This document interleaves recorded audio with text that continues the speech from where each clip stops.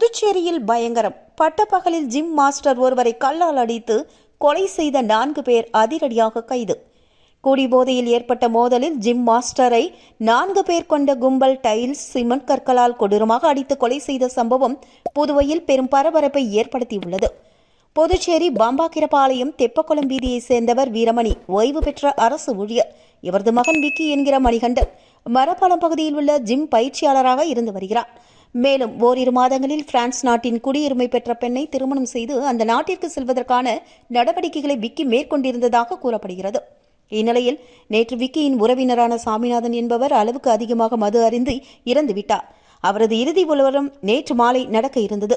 இந்நிலையில் விக்கி அதே பகுதியை சேர்ந்த கார்த்திக், அசோக், ஸ்ரீகாந்த், பத்ரி, மூர்த்தி உள்ளிட்டோருடன் உப்பளம் இந்திரா காந்தி விளையாட்டு அரங்கத்தின் பின்புறமுள்ள கேட் பகுதியில் மறைவாக வாகனங்களை எடுத்து வைக்கும் இடத்தில் அமர்ந்து மது அருந்தியுள்ளனர்.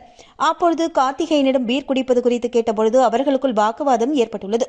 அதில் அருகில் இருந்த கல்லை எடுத்து கார்த்திக் தலையில் விக்கி அடித்துள்ளார்.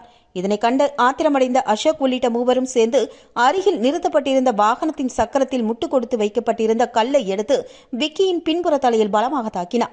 உடனடியாக விக்கி நிலை தடுமாறி கீழே விழுந்தவுடன் அவர்கள் 4 பேரும் சேர்ந்து கல்லால் சரமரியாக தாக்கியுள்ளனர். இதனை கண்ட மூர்த்தி, ஏன் அடிக்கிறீர்கள் என்று கேட்டு தடுத்தபொழுது அவரையும் கல்லால் தாக்கியதில் வாயில் பலத்த காயம் ஏற்பட்டு மயங்கி விழுந்தார் மூர்த்தி. விக்கி மற்றும் மூர்த்தியின் அலறல் சத்தம் கேட்டு சாமிநாதன் இறுதி ஊர்வலத்திற்கு வந்திருந்தவர்கள் ஓடி வந்தவுடன் அந்த கும்பல் அங்கிருந்து தப்பியது.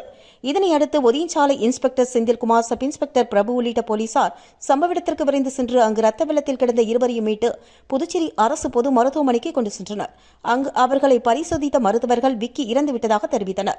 இதனையடுத்து ஒதியஞ்சாலை போலீசார் கொலை வழக்கு பதிவு செய்து விசாரணை நடத்தினர். இதில் விக்கியை கல்லால் அடித்து கொலை செய்த கார்த்திக், அசோக், ஸ்ரீகாந்த் மற்றும் பத்ரிமூர்த்தி ஆகிய 4 பேரையும் கைது செய்து காவல் நிலையம் அழைத்து வந்து விசாரணையில் ஈடுபட்டுள்ளனர்.